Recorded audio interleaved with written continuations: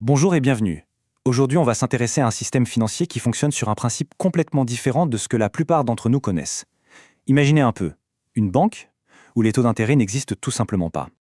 Alors la question qui vient tout de suite à l'esprit, c'est comment est-ce possible de gagner de l'argent avec une banque qui ne verse aucun intérêt? C'est vraiment le cœur du sujet de la finance islamique, un système qui s'est construit autour d'une interdiction fondamentale.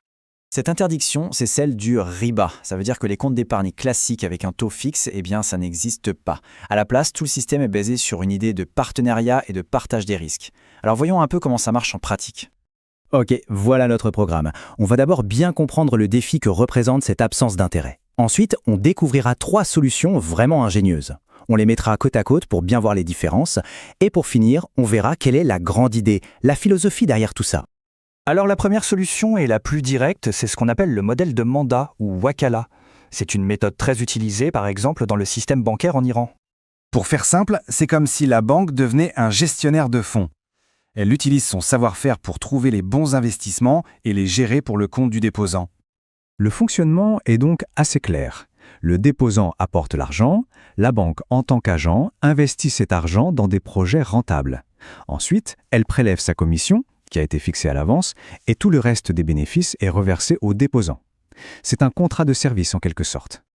Allez, on passe à notre deuxième modèle, la mudaraba. Et là, on entre un peu plus profondément dans cette logique de partenariat. Ici, c'est un peu comme une association. D'un côté, il y a le déposant, qui est le financier, celui qui amène le capital, et de l'autre, il y a la banque, qui joue le rôle de l'entrepreneur, qui apporte son expertise et gère l'investissement. Ce qui est vraiment intéressant ici, c'est la structure du risque. S'il y a des bénéfices, ils sont partagés selon un ratio qui a été décidé à l'avance. Par contre, s'il y a une perte financière, c'est le déposant qui la supporte entièrement. Pourquoi ? Parce que la banque, elle, a déjà perdu sa contribution, son travail et son expertise.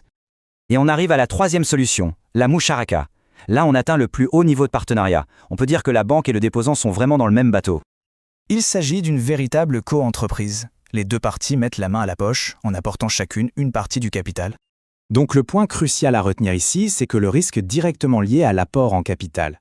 Contrairement à la mudaraba, les pertes sont partagées entre la banque et le déposant, et ce proportionnellement à ce que chacun a investi au départ. Bon, maintenant qu'on a vu ces 3 modèles en détail, mettons-les côte à côte. Ça va nous permettre de vraiment bien saisir ce qui les distingue.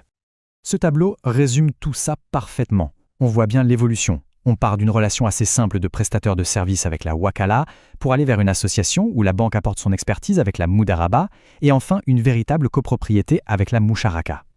Et pour que ce soit un peu plus concret, regardons comment ça se traduit dans le monde réel. Voici un aperçu du système bancaire iranien en 2008.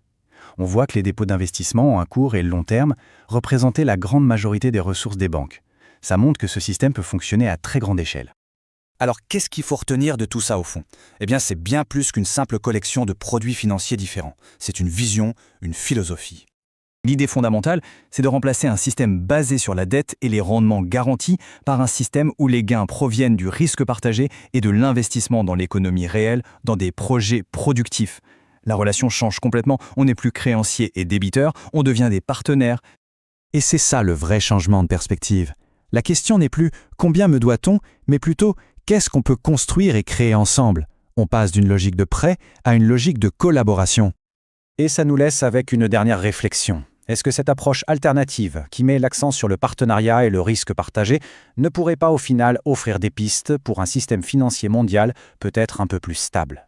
C'est une question qui mérite d'être posée.